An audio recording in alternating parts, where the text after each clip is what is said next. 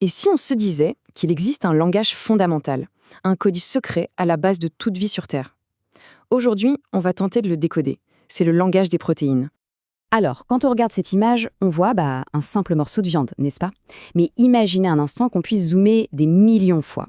On découvrirait un monde incroyable, un univers rempli de machines minuscules, super complexes, qui travaillent sans jamais s'arrêter.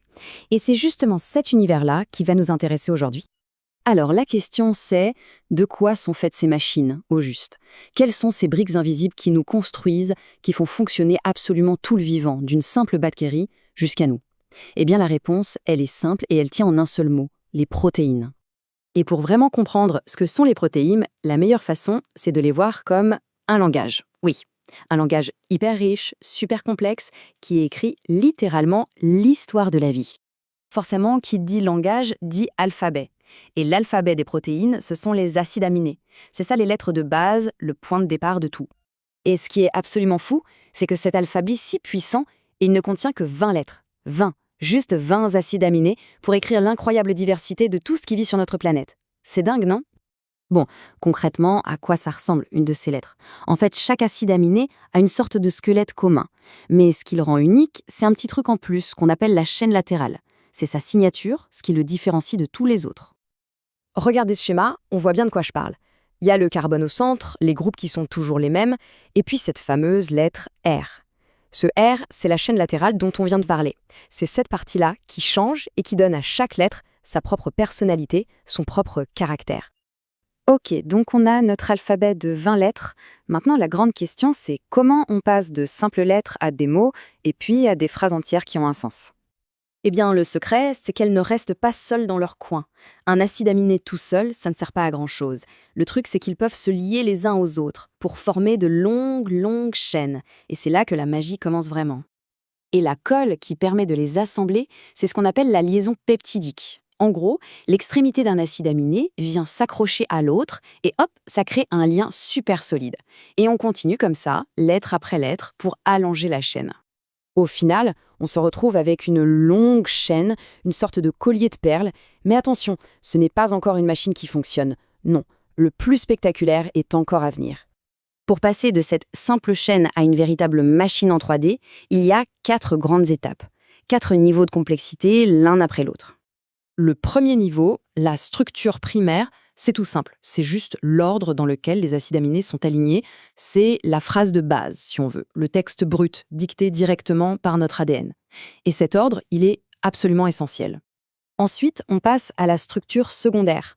Là, la chaîne ne reste pas toute droite. Certains morceaux commencent à se tortiller sur eux-mêmes pour former des motifs, des formes simples, comme des spirales qu'on appelle hélices alpha, ou des sortes de rubans pliés, les feuillets bêta.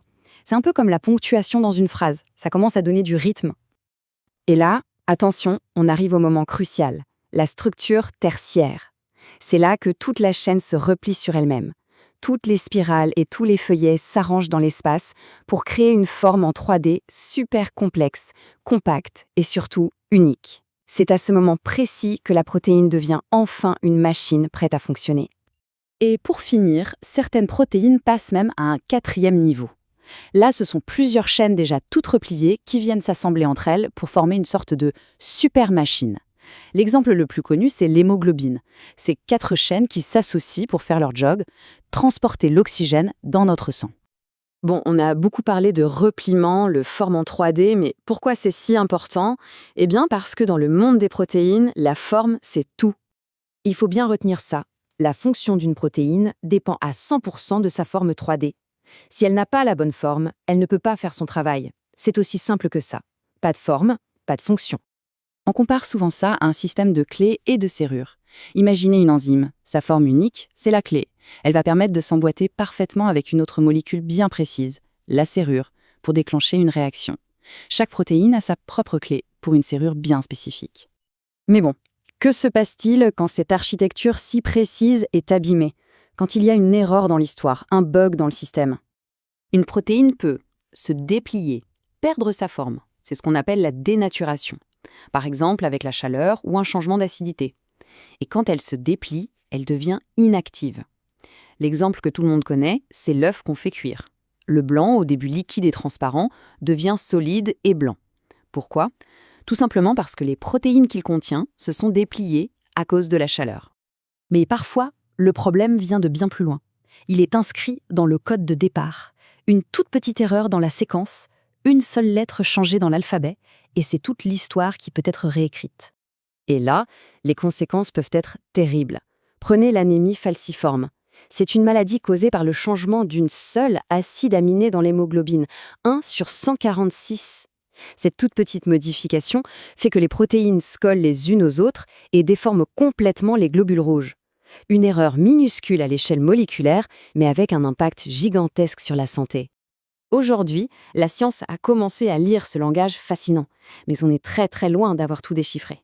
Il reste des millions de protéines dont on ne connaît pas encore la forme ni la fonction. Chaque protéine, c'est une nouvelle histoire, un nouveau secret sur le fonctionnement du vivant. Alors en continuant à explorer cet alphabet incroyable, la question reste entière. Quelles découvertes, quelles histoires sur la vie attendent encore d'être lues?